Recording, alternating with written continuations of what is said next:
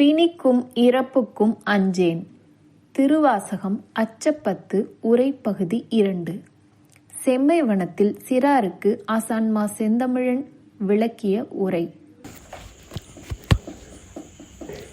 வன்புலால் வேலும் அஞ்சேன், வளைக்கையார் கடைக்க நஞ்சேன். என்பெலாம் உருக நோக்கி அம்பலத்தாடுகின்ற என்பொலா மணியை ஏத்தி இனிதருள் பருக மாட்டார். அன்பிலாதவரை கண்டால் அம்மனாம் அஞ்சுமாறு. என்ன சொல்றாரு? வன்புலால் வேலும் அஞ்சேன். வன்ன என்ன? வன்மையான,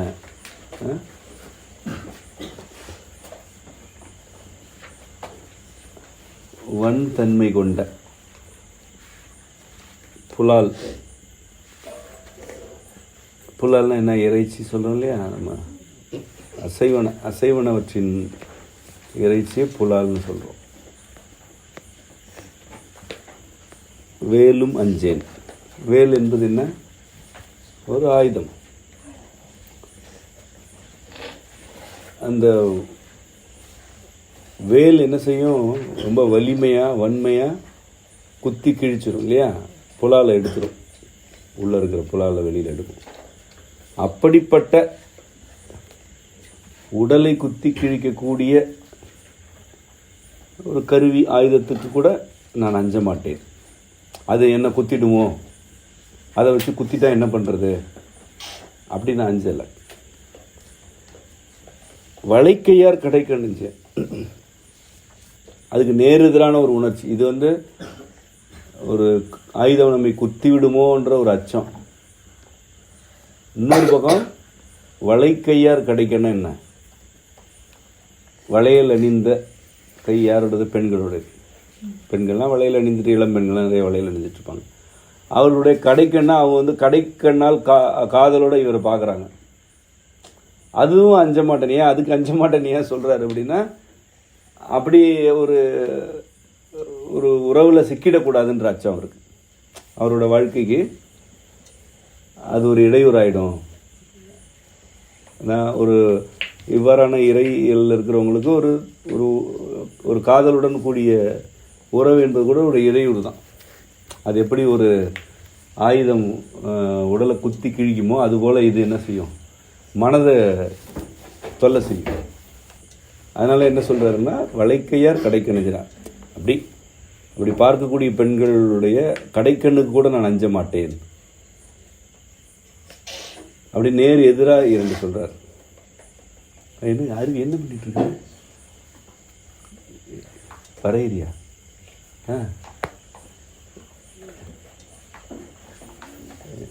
என்ன வரைகிறாள? யார் வரைகிறா? அதை பார்த்து வரைகிற. சரி, இப்போதைக்கு பாடத்துக்கு நீ எப்போ வரையலாம்? இப்போ நேர் எதிரான இரண்டு உணர்ச்சிகள். ஒன்று குத்தி கிழிக்கும் ஆயுதம், இன்னொன்று ஒரு காதலுடன் கூடிய கடைக்கண் பார்வை. இந்த இரண்டுக்கும் அஞ்ச மாட்டேன். என்பெல்லாம் உருக நோக்கி அம்பலத்தாடுகின்ற. என்பெல்லாம் உருக நோக்கினா, இறைவன் நம்மளை பார்த்துட்டான் அப்படின்னா, இறைவன் பார்க்குறான்னா நம்ம எலும்பே அப்படியே உருகிடுவான். அப்படி பார்ப்பான். என்பெல்லாம் உருக நோக்கி அம்பலத்தாடுகின்ற. அது கல்லும் கரையும் சொல்லுவாங்க இல்லையா? அது ஒரு உவமை தானே. கல்லும் கரையும். ஒரு அன்போடு பார்த்தால் கல்லும் கரையும், கருணையோடு இருந்தால் கல்லும், அந்த கதை கேட்டால் கல்லும் கரைஞ்சிருங்கன்னு சொல்கிறாங்க. அப்போ என்ன பொருள்னா, அது அவ்வளோ ஒரு பரிவுக்குரிய ஒரு நிகழ்வு. அதுபோல் என்பெல்லாம் இறைவன் அப்படி அன்பாக பார்த்துட்டான்னா நம்முடைய உடம்பாகவே இருக்காது, என்பெல்லாம் உருகிடும் அப்படின்னு. அப்புறம் யாராவது ஒரு சிலர் அன்பாக என்னை பார்த்தாங்க, எனக்கு அப்படியே நடுங்கிடுச்சு, நான் அப்படியே குழஞ்சிட்டேன் சொல்லுவாங்க தெரியுமா? அப்படியே எனக்கு நானே இல்லைங்க, அப்படியே நானே அப்படியே உருகிட்டேன் சொல்லுவாங்கள்ல. உருகிட்டேன்னா நான் உடம்பு உருகிடுச்சுன்னு பொருளா? அது என்ன பொருள்னா, என்னுடைய உறுதித்தன்மை குலைந்தது, அதான் அதுக்கு பொருள். என்னோட உறுதித்தன்மையை அவங்க அந்த பார்வையில் என்னோட உறுதித்தன்மையை குலைஞ்சிருச்சு. அப்படி ஒரு கனிவான பார்வை அல்லது அவ்வளோ அன்பான பார்வைன்னு சொல்கிறோம் இல்லையா, அதுபோல தான் இறைவன் வந்து நோக்குறான்னா என்பெல்லாம் உருகிடும் அப்படின்னு சொல்கிறான். அப்படி என்பெல்லாம் உருக நோக்கி அம்பலத்தாடுகின்றார். இறைவன் அம்பலத்தில் ஆடிட்டு இருக்கான். அம்பலம்னா என்ன? இந்த பேரண்டமே அம்பலம்தான்.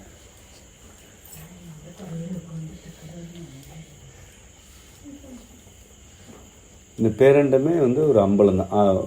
விசும்பில் இறைவன் ஆடுகிறான்னு சொல்லுவோம் இல்லையா. அவன் அம்பலத்தில் ஆடிட்டு இருக்கிறான். ஆனால் யாரை பார்க்குறான்? நம்மளை பார்க்குறான். ஒவ்வொருவரையும் பார்க்குறான். அவனை நாம் விரும்பினால், அவனிடம் நம்ம ஆழ்ந்த ஈடுபாடு கொண்டால், அவன் அம்பலத்தில் ஆடினாலும் ஒரு தனி மனிதராகிய நம்மை பார்க்கிறான். நீ வேண்டுறியா ஒன்றை பார்க்குறான், நீ வேண்டுறியா ஒன்றை பார்க்குறான். இறைவன் ஒவ்வொருத்தருக்கும் வேண்டுதலை நிறைவேற்றுறான்ல. நீ போய் ஒன்று வேண்டுற, அதை நிறைவேற்றுறான்ல. அம்பலத்திலே ஆடிட்டு இருக்கிற ஒருத்தன் ஒரு தனிப்பட்ட முறையில் உன்னோட வேண்டுதல் நிறைவேற்றுறான்ல. அதை நினைக்கும் பொழுது உருக்கமாக இருக்குல்ல. இறைவன் எவ்வளோ பெரியவன். இந்த பேரண்டமே அவன் தான். இங்கேயே எத்தனை கோடி உயிர் இருக்குது. இப்போ சமயவனத்தில் எத்தனை கோடி உயிர் இருக்குது யாருக்கு தெரியும்? எவ்வளோ நத்தைகள் இருக்குது, எவ்வளோ ஆமைகள் இருக்குது, எவ்வளோ பாம்பு இருக்குது, பூச்சி இருக்குது. கணக்கு எடுத்து பார்த்தா பல ஆயிரம் இருக்கும் இல்லையா.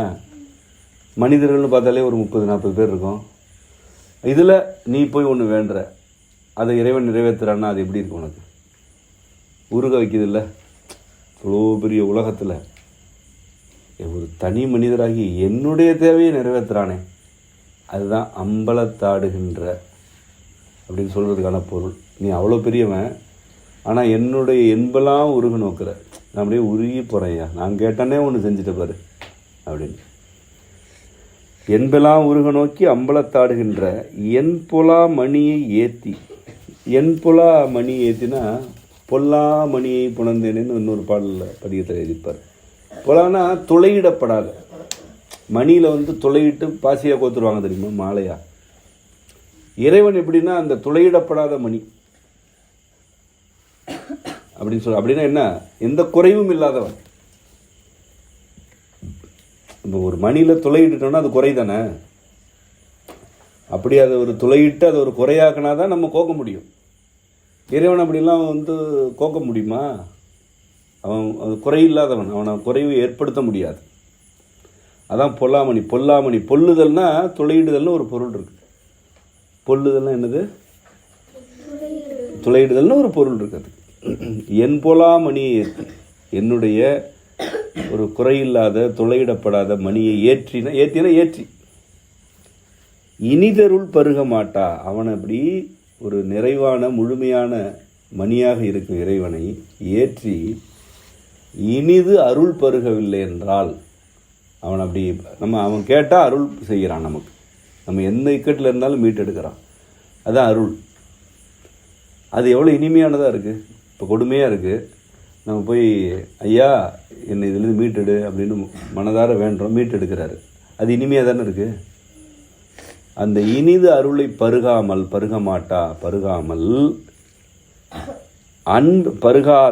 மாட்டாத அன்பில்லாதவரை கண்டால் அம்மனா மஞ்சு மாதிரி. அப்படி யார் இருப்பாங்க? நம்ம ஏதோ ஒரு சிக்கலில் இருக்கிறோம், தவறு செய்கிறோம் அப்படின்னா, ஐயா நான் இப்படி செஞ்சுட்டேன், என்னை காப்பாற்று அப்படின்னா அவன் அருள் புரிஞ்சிருவான். அதுக்கு கூட போக மாட்டேன்னா அவங்க யார்? அன்பில்லாதவர். அவங்க தான் அன்பில்லாதவர். எப்படி சொல்கிறார் பாரு. கேட்குறதெல்லாம் கொடுக்குறான். அவன்கிட்ட போயிட்டு ஐயா எனக்கு இது வேணும், ஐயா நான் இப்படி தவறு செஞ்சுட்டேன்னா அவன் அருள் புரிகிறான். சரி இனி இப்படி செய்யாது. அவன் நெறிப்படுத்துகிறான், அருள் வழங்குறான். உனக்கு இது வேணுமா, தரேன் அப்படின்றான்.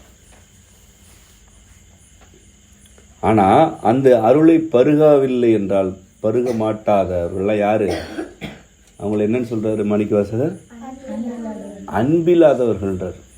அப்படிப்பட்டவர்களை கண்டால் அம்மனா மஞ்சு மறை. அவர் யாரை பார்த்து பயப்படுறாரு? அன்பில்லாதவர்களை பார்த்து பயப்படுறாரு. யாரெல்லாம் பார்த்து பயப்படல? வேல் வச்சுட்டு இருக்கான், குத்திடுவேன் அப்படின்னு ஒருத்தர் வந்தால் போடா அப்படின்றாரு. பெண்கள் வந்து கடைக்கனால அவரை வந்து வேடிக்கை பார்த்தாலும் பரவல விடுமா, இதுக்கெல்லாம் நான் அசர்றது இல்லை அப்படின்றாரு. ஆனால் யாரை பார்த்தா பயப்படுறாரு? அவர் அன்பில்லாத கூட்டத்தை பார்த்து ஐயோ பயமாக இருக்குன்றார். எப்படி சொல்கிறார் பாரு. எல்லோரும் எதுக்கு பயப்படுவாங்கன்னா குத்திடுவானு பயப்படுவாங்க, ஏழையா உழுந்துருவோமான்னு பயப்படுவாங்க. நாங்கள் அதுக்கெல்லாம் பயப்பட மாட்டோம், உன்கிட்ட அன்பு இல்லைன்னா பயப்படுவோம். அப்போ இதுலேருந்து என்ன சொல்ல வர்றாருன்னா, ஒரு ஆயுதத்தை வச்சுட்டு ஒரு விலங்கை வேட்டையாடுற ஒருத்தர் அவர் ஒன்றும் அன்பு இல்லாதவர் இல்லை, அவர் உணவுக்காக வேட்டையாடுறாரு. அதனால் அவரை பார்த்து எனக்கு பயம் இல்லை. அதாவது பொருள் வன்புலால் வேலு மஞ்சேன். புலால் உணவு நம்ம சாப்பிட்றோம், யாரோ ஒருத்தர் ஒரு ஆடை அறுத்தா தானே சாப்பிட முடியும். அது உணவுக்காக செய்கிறாங்க. அவர்கள் அன்பில்லாதவர்கள் கிடையாது, உணவுக்காக செய்கிறாங்க. பெண்கள் கடைக்கானல பார்க்குறாங்க, அது ஒன்றும் குற்றம் கிடையாது. அன்பு இருந்தால் தானே காதல் வரும், காதல் இருந்தால் தானே கடைக்கானல பார்ப்பாங்க. அப்போ அதை பார்த்து நம்ம ஏன் அஞ்சணும்? ஆனால் எதை பார்த்து அஞ்சணும்? அன்பே இல்லாதவர்கள் இந்த மாதிரி ஒரு ஆயுதத்தை வச்சு குத்துறவனை விட அச்சம் தருபவர்கள் யாருன்னா அன்பில்லாதவர்கள் அப்படின்னு அழகாக சொல்கிறார். அடுத்து கிளியனார் கிளவி அஞ்சேன். இப்போ இந்த பாடல் பாடிடுவோமா? வன்புலால் வேலுமஞ்சேன் பாடுங்க. வன்புலால் வேலுமஞ்சேன் வளைக்கையார் கடைக்க நஞ்சேன் என்பலாம் முருக நோக்கி அம்பல காடுகின்ற என் போலா மணியை ஏற்றி இனிதருள் பருக மாட்டார் அன்பில்லாதவரை கண்டார் அம்மனாம் அஞ்சுமாரே.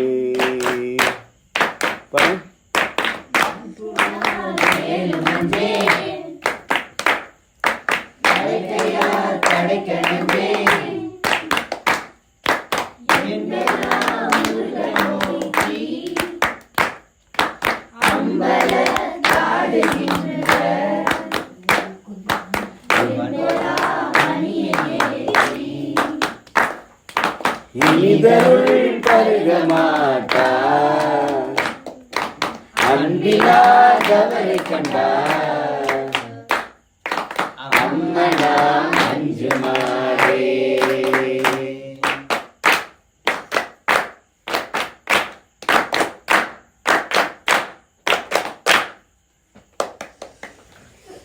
கிளியனார் கிளவி அஞ்சேன் அவர் கிரி முறுவல் அஞ்சேன் வெளிய நீராடுமேனி வேதியன் பாதம் நன்னி துளியுலாங் கண்ணராகி தொழுதழுது உள்ளம் நெக்கிங் களியில்லாதவரை கண்டால் அம்மனாம் அஞ்சுமாரே. கிளியனார்னா மறுபடியும் பெண்கள் தான், கிளி போன்ற பெண்கள். கிளவி அஞ்சேன்னா, கிளவின்னு என்னென்னா சொல்லுக்கும் கிளவிக்கும் உள்ள வேறுபாடு. ஒரு பொருள் தந்தால் அது சொல். அருவி அது ஒரு பொருள் தருதா? ஓவென ஒரு குறிப்பிட்ட பொருள் தரல. ஓவென இறைச்சலோடு கொட்டியது அப்படின்னு சொல்கிறோம். அருவி பொருள் தருச்சா, இறைச்சல் பொருள் தருதா, கொட்டியது பொருள் தருது. ஓவெனன்னு சொல்கிறோம்ல, அது குறிப்பிட்ட பொருள் இல்லை. ஓவென அழுதான்னு சொல்லிடலாம் இல்லையா? ஒரு குறிப்பிட்ட பொருள் இல்லை, ஆனால் ஒரு இந்த பொருளுக்கு துணையாக ஒன்று சொல்லுது. அதுக்கு தனியாக இலக்கணம் இருக்குது, நான் அப்புறம் சொல்லித்தரேன். இப்போ கிளவி அப்படின்றது என்னென்னா ஒரு குறிப்பிட்ட பொருள் தருவது அல்ல, ஆனால் சொல்லுக்கு துணையாக இருக்கும். அது கிளவி இருந்தால் சொல் விளங்கும், ஆனால் தனியாக கிளவின்றது ஒரு சொல் கிடையாது. கிளவி வேறு சொல் வேறு. கிளியனார் கிளவி அஞ்சனா என்னென்னா, இந்த கிளி போன்ற பெண்கள் ஒரு குறிப்பிட்ட பொருள் தரும்படி பேச மாட்டாளுங்க, ஆனால் ஒன்று சொல்லுவாளுங்க. அதோடைய மயக்கும்படி சொல்கிறது. ஆனால் அது என்னது? அதெல்லாம் கிளவி. இதுதான் இப்படித்தானு சொல்கிறது இல்லை, இப்படியும் புரிஞ்சுக்கலாம் அப்படியும் புரிஞ்சுக்கிற மாதிரி சொல்கிறது. ஏன்னா கிளவின்றது சொல்லுக்கு துணையாக இருக்கும், அது தனியாக சொல்லாகாது. அதனால் அழகாக சொல்கிறாரு. கிளியனார் கிளவி அஞ்சேன் அவர் கிரி முறுவல் அஞ்சேன். கிரி முறுவல்னா இப்போ கீறுதல்னா என்ன? கீற்று போடுதல்னா ஒன்றை துண்டாக்குதல், ஒரு வடிவத்தில் துண்டாக்குதல். கீறுதல்னா அதன் மீது ஒரு தடம் பதித்தல், அதனை கீறுதல்னா கீறுதல். அதை கிரி அப்படின்றது என்னன்னா அப்படி ஒரு அழுத்தம் கொடுத்தல், ஒன்றை வந்து அப்படி ஒரு அழுத்தி செய்யறது. முறுவல்னா இந்த இடத்துல புன்னகை. இந்த கிளி போன்ற பெண்களுடைய புன்னகை எப்படிப்பட்டுமா, அப்படி ஒரு காயப்படுத்துமா. அவர் கிரி முறுவல், அப்படி கீறுவது போல ஒரு காயத்தை ஏற்படுத்துகிற கிரி முறுவல். அதற்கும் நான் அஞ்ச மாட்டேன். கிளியனார் கிளவி அஞ்சேன், அவர் கிரி முறுவல் அஞ்சேன். வெளிய நீராடு மேனி வேதியன் பாதம் நன்னி. வெளிய நீராடு மேனின்னா நீருன்றது வல்லின ரூ, வல்லின ரா, நீரா. நீருன்றது என்ன வல்லினால உங்களுக்கு தெரியுமே, திருநீர். வெளியே நீராடும் மேனின்னா இந்த வெளி, அதான் ஏற்கனவே சொன்னார் இல்லையா அம்பலத்தை ஆடுறான்னு. இந்த வெளியே முழுவதும் நீர் பூசிக்கொண்டு ஆடுபவன், வெண்மையாக இருப்பவன், திருநீர் பூசிக்கொண்டு வெளியில் நீராடு மேனியில் இருப்பவன் வேதியன். அவன் தான் வேதம், அவன் தான் மறை கருத்துக்களாக இருக்கிறான். அவனுடைய பாதம் நன்னி. நன்னின்னா நேற்று என்ன சொன்ன, அதான் நன்னுதல். அவனோட பாதத்தை நன்னி துளி உலாங் கண்ணராகி தொழுதழு உள்ளம் நெக்கிங் நெக்கு அப்படின்னு வச்சுப்போம். அப்படி துளி உலாங் கண்ணராகின்னா துளி, ஒரு உடம்புல கண்ணு 2 தான். இந்த 2 கண்ணுலேருந்து தண்ணி வர்றது அழுக. அவர் என்ன சொல்றாரு, உடம்புல திருநீர் பூசிட்டு வெளியில் ஆடிக்கொண்டிருக்கும் வேதங்களை அருளும் இறைவனுக்கு பக்கத்தில் நன்னி போயிட்டோம்னா எப்படி இருக்கும் தெரியுமா, உடம்பு முழுதும் துளி துளியாக கண்ணீர் துளிர்க்கும். அதான் துளியுளாங் கண்ணராகி, துளி துளியா எல்லாமே கண்ணாகி அழுதா எப்படி இருக்கும். அப்படிதான், அப்படி அழுக வந்துள்ள இறைவனை பார்த்தா. இறைவனே நம்ம திருவுருவத்தை பார்த்தாலே அழுக வருது நமக்கு. திருமேனிக்கு போகிறோம், உரிமை சிவனாற்ற போய் நின்று கொஞ்ச நேரம் ஏதாவது வேண்டிட்டு அப்படி கண்ணை திறந்து பார்த்தா ஒரு கண் கலங்குது. ஒரு ஆழ்ந்த ஈடுபாட்டோட போனான். உண்மையாக இறைவனையே பார்த்துட்டா அப்படி அவன் வந்து திருநீர் பூசிட்டு ஆகாயத்தில் ஆடிட்டு இருக்கிறான். அவனுக்கு பாதத்துக்கு நெருக்கமாக போய் இப்படி நிமிர்ந்து பார்த்தா நமக்கு கண்ணு மட்டும் ஆடும். துளியெல்லாம் கண்ணராகி உடம்பு முழுதும் துளி துளியாக கண்ணாகி அழும். தொழுது அழுது, தொழுணும் ஐயா அப்படின்னு தொழுறது, அழுகிறது. உள்ளம் நெக்கு, நெக்குன்னு என்ன, நெகிழ்ந்து போகிறது, நெகிழ்ந்து போயிடுச்சு உள்ளம். தொழுது அழுது உள்ளம் நெக்கிங் கழியில்லாதவரை கடைசியில் அற்புதமாக சொல்கிறார் பாரு. இப்படிலாம் தொழுது அழுது உள்ளம் நெகிழ்ந்து என்ன கிடைக்கும்னா களிப்பு கிடைக்குமா. வேதனையில் தான் அழுவாங்க, ஆனால் இறைவனை பார்த்தா அழுக வேதனை கிடையாது,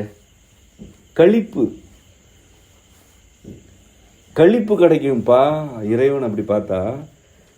அப்படி களியிலா, அப்படி அதில் இறைவனை நெருங்கி சென்று அவன் உடல் முழுவதும் அழுது நெகிழ்ந்து களிப்பு அடையாதவர்கள் யாராவது இருந்தால் அவங்கள பார்த்தா அச்சம் தானே. இறைவனை பார்த்ததுக்கப்புறம் கூட சொல்லுங்க, நான் பார்த்துட்டு வந்தாங்க இப்போ தான் அப்படின்னு யாராவது சொன்னா நமக்கு எவ்வளோ அச்சமாக இருக்குது. எப்போ யார்ப்பா இது அப்படின்னு. இறைவனை பார்த்ததுக்கப்புறமே இது அழ மாட்டேன்து,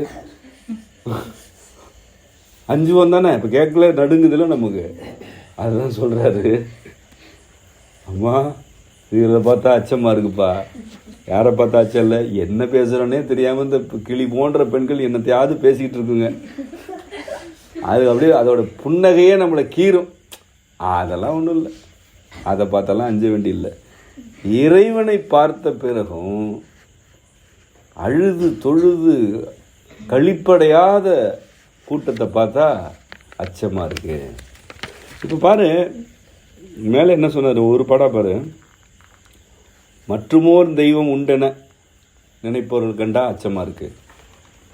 அதுக்கப்புறம் வந்து திருவுரு அன்றி மற்றொரு தேவர்களையெல்லாம் ஏற்றுக்கொள்வார், அது அருவருக்காதவர்கள். திருவுருவத்தை மற்றதை எதாவது ஏற்றுக்கலன்னா சரி, ஏற்றுக்கிட்டா அருவருப்பாக நினைக்காம மற்றதெல்லாம் தெய்வம், இறைவனை தவிர இன்னொன்னும் தெய்வம்னு ஏற்றுக்கிட்டேன்னா உன்னை பார்த்தா எனக்கு அச்சமாக இருக்குது. அதுக்கப்புறம் அன்பில்லாதவரை கண்டால், இறைவனை ஏற்றி அன்பாக இல்லாதவர்களை கண்டால் அச்சமாக இருக்குது. இறைவனை பார்த்த பிறகும் அழுது உருகி உள்ளம் நெகிழ்ந்து கழிக்காதவர்களை கண்டால் அச்சமாக இருக்குது. அப்போ இவர் யாரை கண்டு அச்சப்படுறாருன்னா, இறைவனுடைய அன்பையும் இறைவனுடைய தன்மைகளையும் ஏற்றுக்கொள்ளாதவர்களை பார்த்தா தான் அஞ்சணும். நியாயமா? நீ சும்மா இந்த பாம்பு, இந்த வேலு, கத்தி இதை பார்த்தெல்லாம் அஞ்சாத, இந்த காதலுக்கு அஞ்சிடாத, பெண்கள் இப்படி பண்ணுறாங்களே அதுக்கெல்லாம் அஞ்சாத, உலகத்தில் எது வன்மையாக இருக்கோ அதுக்கும் அஞ்சாத, எது இனிமையாக இருக்கோ அதுக்கு அஞ்சாத. அதெல்லாம் ஒன்றுமே சிக்கல் இல்லை, அதெல்லாம் உலகத்தில் இருக்கிறது தான். எது இருந்தால் ஆபத்துன்னா, அன்பு இல்லாத கூட்டம் இருந்தால் ஆபத்து, இறைவனை மறுப்பவர்கள் ஆபத்தானவர்கள், இறைவனுக்கு மாற்றாக வேற யாரையாவது வச்சாங்கன்னா அவங்க ஆபத்தானவர்கள், இறைவனையே நோக்கிய பிறகும் நெகிழ்ந்து போகாதவர்கள். ரொம்ப நினைச்சா எனக்கு நடுங்குது, உண்மையிலே அச்சமாக தான் இருக்கு.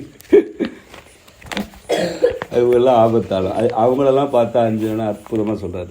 பாடுவோமா? என்ன பாட சொல்லுவீங்களே? முதல்ல பாடுங்க.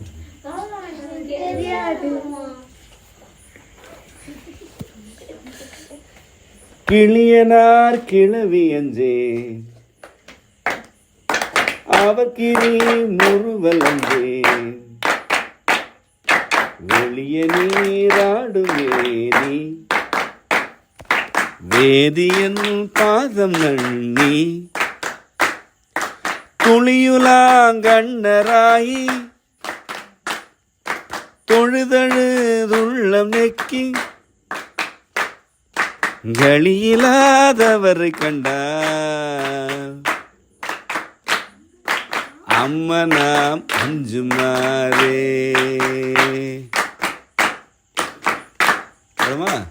கை கட்டு. கிளியனார் கிளவி அஞ்சேன், அவர்கிரி முறுவலஞ்சேன், வெளிய நீராடுமேனி வேதியல் பாதம் நன்னி, துளியுலாங்கண்ணராகி தொழுதழுதுள்ளம் நெக்கி, களியில்லாதவரை கண்டார் அம்மனான் அஞ்சுமாரே.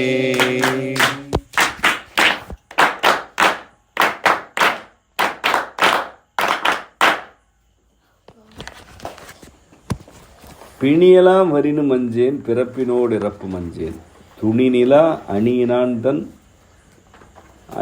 தன் தொழும்பரோடு அழுந்தி அம்மாள் திணிநிலம் பிளந்தும் காணா சேவடி பரவி வெந்நீர் அணிகளாதவரை கண்டால் அம்மனா மஞ்சுமார். பிணி என்ன? நோய் நீண்ட காலமாக இருந்தால் அது பிணி. நோய் உடலை பிடித்து கொண்டது என்றால் அது பிணி. அதான் அதுக்கப்புறம் அது பிழைக்கலாம் அல்லது பிழைக்காமல் போகலாம், அதான் பிணி. பிணி வந்தாலும் அஞ்ச மாட்டேன். எல்லோரும் எதுக்கு பயப்படுவாங்க? இப்போ ஐயோ உடம்புக்கு நோய் வந்துடுமோ, பிணி வருமோன்னு. அதுக்கெல்லாம் நாங்கள் அஞ்ச மாட்டோம். பிறப்பினோடு இறப்ப வச்சோம், ஐயோ இந்த உலகத்தில் பிறந்துட்டோமே, ஐயோ சாக போகிறோமே. பிறந்துட்டனும் புலம்புவான், சாக போகிறனும் புலம்புவான். நான் இதை ரெண்டுக்குமே அஞ்ச மாட்டேன். பிணிக்கு அஞ்ச மாட்டேன், பிறந்துட்டேன்னு அஞ்ச மாட்டேன், இறந்து போக போகிறேன்னு அஞ்ச மாட்டேன். எதுக்கு அஞ்சுவேன்? துணி நிலா அணியனாந்தம் தொழும்பரோடு அழுந்தி அம்மாள் திணி நிலம் பிளந்துங்கானா சேவடி பரவி வெந்நீர் அணிகளாதவரை கண்டால் அம்மன் அமைஞ்சவன். துணி நிலா அணியினான் அப்படின்னா அந்த நிலவை குறிக்கிறார். துணின்றது இந்த இடத்துல என்னென்னா ஒரு துண்டுன்ற பொருள். பிறை தானே அணிஞ்சிருக்கிறான். இப்போ துணின்றது இந்த இடத்துல, இப்போ துணின்னு நம்ம சொல்கிறோம்ல, துணின்றது வந்து ஒரு பகுதி. துணி ஒரு இந்த இடத்துல வந்து அது ஒரு பகுதி, ஒரு துண்டுன்னு பொருள். அது துணி இதுதான் வந்து துண்டம்னு மாறும். பிறை நிலா இந்த இடத்துல.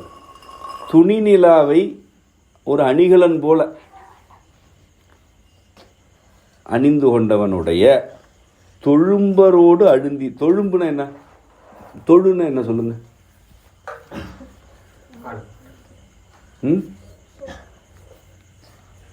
மாட்டுப்பட்டி தொழுல கட்டுறது சொல்றோம்ல. அது என்னன்னா, தொழுன்னா தொழும்புன்னா என்னன்னா அடைக்கும் இடம். தொழும்பர்னா இங்கே அவர் யார் சொல்றாருன்னா நம்மளை சொல்றாரு, அடியார்களை சொல்றாரு. இறைவனுக்கு அடியார் இருக்கிறவங்களாம் என்னது, போய் அடைச்சி வைக்கிறான். இறைவனுடைய பட்டியில் நம்மளாம் அடைஞ்சு கிடக்கணும். அந்த பட்டி விட்டு வெளில போயிடாம எப்போ அவுத்து விட்டுறாத உள்ளே வச்சுக்க அப்படின்னு அடைஞ்சு கிடக்கணும். அதுதான் தொழும்பர். எப்படி சொல்றாரு பாரு, மாடு எப்படி தொழுவத்தில் அடைஞ்சு கிடக்கோ அதுபோல் ஐயா உன் தொழுவத்தில் எங்களெல்லாம் அடைச்சி வச்சுக்க. அப்படி ஏற்கனவே நாங்கள் ஒரு கூட்டம் அடைஞ்சிருக்கிறோம். அவங்க பேர் என்ன? தொழும்பர். அவங்க பேர் தான் தொழும்பர். யாரோட தொழும்பர்னா, ஒரு துண்டு நிலாவை தலையில் அணிகலன் போல் அணிந்து கொண்டிருப்பவனுடைய தொழும்பரோடு அழுந்தி. அப்படின்னா அந்த தொழும்பர் இருக்காங்க இல்லையா, அவங்க கூட அழுத்தமாக கிடக்கிறது. ஒன்று மண்ணா கிடக்குதுன்னு சொல்லுவோம், ஒன்றுக்குள்ள ஒன்று நாங்கள்லாம் சொல்லுவோம் இல்லையா, அதான் அழுந்தி. அப்படியே அழுந்தி கிடக்கிறது. உனக்கு ஒன்றுனா நான் வருவேன், எனக்கு ஒன்றுனா நீ வரணும், விட்டுற மாட்டேன், கையை பிடிச்சிக்குவேன். அதான் அழுந்தி இருக்கிறது. யாருக்கு? எல்லாருக்கும் கிடையாது, இறைவனோட தொழும்பில் இருக்கிறவங்களுக்கு. அப்படி தொழும்பரோடு அழுந்தி கொண்டு அம்மாள்னா மால்னு ஒரு கடவுள் இருக்கிறதா சொல்கிறாங்க இல்லையா, அந்த மால் திணி நிலம் பிணந்தும் காணா. அந்த மால் என்ன பண்ணார், அவங்க ஒரு கதை வச்சுருப்பாங்க. இந்த உலகத்தை நான் அளந்து பார்க்குறேன்னு பூமியை பிளந்துக்கிட்டு போய் அளந்து பார்த்து, ஆனால் அதோட முடிவு எதுன்னு பார்க்க முடியலன்னா ஒரு கதை இருக்குது. ஏன்னா இறைவன் ஒரு நிலை நிறுத்தம் உடையவன் அல்ல. இதுலேருந்து இது வரைக்கும் தாங்க. அவர் அப்படி கிடையாது. நீ இவ்வளோ நினச்சா அவன் அவ்வளோ, அவன் அவ்வளோ நினச்சா அவன் எவ்வளவோ, அவன் எவ்வளோ நினச்சா அவன் இவ்வளவு. நீ சின்னதுன்னா அவன் பெருசு அப்படின்னு காட்டுவான். நீ பெருசுன்னா இல்லை அவ்வளோ பெருசுலாம் இல்லைன்னு சின்னதாக உட்காந்துருப்பான். இல்லை நீ ரொம்ப சின்னதுன்னா இல்லை நான் ரொம்ப பெருசுன்னு காட்டிடுவான். அதான் திருவாசகத்தில் என்ன சொல்கிறாரு, ஆக்கம் அளவு இறுதி இல்லாய். சிவபுராணத்தில் சொல்லல, அது எப்படி பாடுவீங்க? பாடுங்க.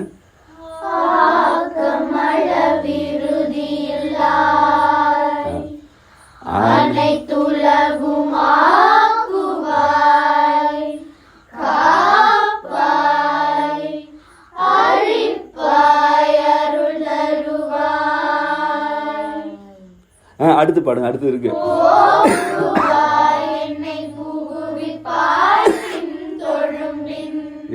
எங்க பூவிப்பாய் அங்க சொல்லிட்டாரு பத்தியா, அதுதான் இங்கே சொல்றாரு. இறைவன் ஆக்கம் அளவு இறுதி இல்லாதவன். அப்படின்னா என்னன்னா, ஆக்கம் அளவு இறுதிலாம் என்ன? செங்கல் செம்மண்ணால் ஆக்கப்பட்டது. அளவுனா செங்கல் அதோடைய 9 அங்குலம் 4 அங்குலம் 3 அங்குலம் அதோட அளவு. இறுதி செங்கல் இங்கே தொடங்கி இங்கே முடிஞ்சிடும். தெரியுதுல பார்த்தாலே. இப்போ இதை கட்டுறோமா, இது இவ்வளோ காலத்துக்கு வரும், அதுக்கப்புறம் இந்த கல் உடஞ்சிரும். அதான் இறுதி. ஆக்கம் இது எல்லா பொருளுக்கும் இருக்குது. எல்லா பொருளுக்கும் ஆக்கம் அளவு இருக்கு. இறைவனுக்கு இருக்கா? அவன் எதனால் ஆக்கப்பட்டவன்? அவன் எதனாலேயே ஆக்கப்படலையே. அவன் தான் எல்லா ஆக்கமாகவும் இருக்கான். அவனோட அளவு என்ன? அவன் தான் எல்லாமே. அவனை யார் அளக்கிறது? அவனுக்கு இறுதி இருக்கா? அவனுக்கு இறுதி இருந்தால் எதுவுமே இருக்காது. அவனே முடிஞ்சிடறான்னா அப்புறம் எதுவுமே இருக்காது. அவனுக்கு இறுதியே கிடையாது. மணி என்ன சொல்றாரு? ஆக்கம் அளவு இறைவனுக்கு இறுதி கிடையாதுன்றாரு. அப்படிப்பட்ட இறைவனுடைய உலகத்தை மால் என்ன பண்றான்? உன்னுடைய அடி முடியை நான் காட்டுறேன் பாரு உலகத்துக்கு அப்படின்னு போறான் போயிட்டே இருக்கு. அடியை பார்க்க முடியல. மேலே ஏறான் முடியும் பார்க்க முடியல. அடியும் பார்க்க முடியல, முடியும். இது வளர, இது மேலே பறந்து வர அவர் பாட்டுக்கு நின்றுட்டு இருப்பார். பக்கத்தில் வந்துருச்சா அவனு கொஞ்சம் வளர்ந்துட்டு அப்புறம் வேற வேலையை பார்த்துட்டு இருப்பாரு. இது முயற்சி பண்ணி மேலே வரும்பொழுது வந்துட்டியா அப்படின்னு கொஞ்சம் வளர்ந்துருவார். அப்புறம் நான் கீழே போறேன்ட்டு போகும்போது அப்படியே பாதத்திட்ட போகும்போது காலை கீழே நீட்டிடுவார். அடியும் பார்க்க முடியல. ஏன்னா ஆக்கம் அளவு இறுதி இறைவனுக்கு கிடையாதுல்ல. அதுதான் சொல்றாரு. திணி நிலம் பிளந்தும் காணா சேவடி பாதம் பரவி வெந்நீர் அணிகளாதவரை கண்டால் அம்மனாம் மஞ்சுமாறு. அப்படிப்பட்ட இறைவனுடைய சேவடின்னு என்ன? தொலைவில் இருக்கும் அடி. அவனோட அடி இருக்கும், அவ்வளோ தொலைவில் இருக்கு. அந்த சேவடியை பரவி அதனை சுற்றி சுற்றி வந்து வெந்நீர் அணிகளாதவரை கண்டால், வெந்நீர் அணிஞ்சுக்காம இருக்கிறவங்களை கண்டால் அச்சமாக இருக்கு. ஏன் அப்படி சொல்கிறாருன்னா, அந்த காலத்தில் இறைவனை ஏற்கும் கூட்டம் வெந்நீர் அணிஞ்சுக்கும். இப்போ திருட்டு கூட்டம் எல்லாமே அணிஞ்சுக்குது. அதனால தான் இப்போ நான்லாம் வெந்நீர் அணியறது இல்லை. ஏன்னா வெந்நீர் அணியிறவங்களை பார்த்தா நமக்கு பயமாக இருக்குது. இந்த கூட்டத்தில் நம்மளை சேர்த்துருவாங்க. அப்போல்லாம் என்னென்னா உண்மையான அடியார்கள் திருநீர் பூசிக்குவாங்க. இப்போ ஊரை ஏமாத்துறது தான் பெரும்பாலும் பூசுது, ஒரு சிலது உண்மையாக பூசுது. அதனால் அவர் என்ன சொல்கிறாருன்னா, இந்த சேவடி பரவி வெந்நீர் அணிகளாதவரை கண்டால், அப்படி இறைவனோட சேவடியை பரவி அதை சுற்றி சுற்றி வந்து அவனுடைய சின்னமாகிய திருநீர் அறிந்து கொள்ளாதவர்களை கண்டால் அச்சமாக இருக்கின்றார். இப்போ எதை பார்த்து அச்சம் இல்லை? பிணியை பார்த்து எனக்கு அச்சம் இல்லை, பிறப்பு அச்சம் இல்லை, இறப்பும் அச்சம் இல்லை. வழக்கமாக மனிதர்கள் எதுக்கெல்லாம் அஞ்சுவாங்களோ அதுக்கெல்லாம் நான் அஞ்சலை. ஆனால் அவனுக்கே அளவு இருக்குன்னு சொன்னான் பாரு ஒருத்தன், அவனே கண்டுபிடிக்க முடியாமல் போனான் பாரு. அப்படி அவனாலேயே கண்டுபிடிக்க முடியாது எது? அவனோட பாதம். இறைவனோட பாதத்தை தானே பார்க்க முடியல, அடியை பார்க்க முடியல. அவ்வளோ தொலைவில் இருக்கிற சேவடியை இறைவன் நீ நமக்கு காட்டுறான்ல, அதை அப்படியே பிடிச்சிட்டு அவனுடைய வழியை பின்பற்றிட்டு இருக்கலாமே. அதை செய்யாதவர்கள் அவங்கள பார்த்தா எப்படி இருக்கு? அச்சமாக இருக்கு. இது நான் தான் பண்ணணும். இது ஒன்றாவது பாடுங்கடி நீங்கள்.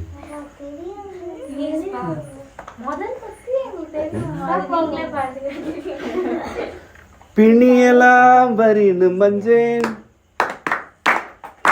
பிறப்பினோடு இறப்பு மஞ்சேன், பிணிலான் கொழும்பரோடு அழுந்திய நான், பிணி நிலம் பிளந்துங்கானா, சேவடி பரவி வெந்நீர் அணியிலாதவரை கண்டால் அம்மனாம் அஞ்சுமாலே.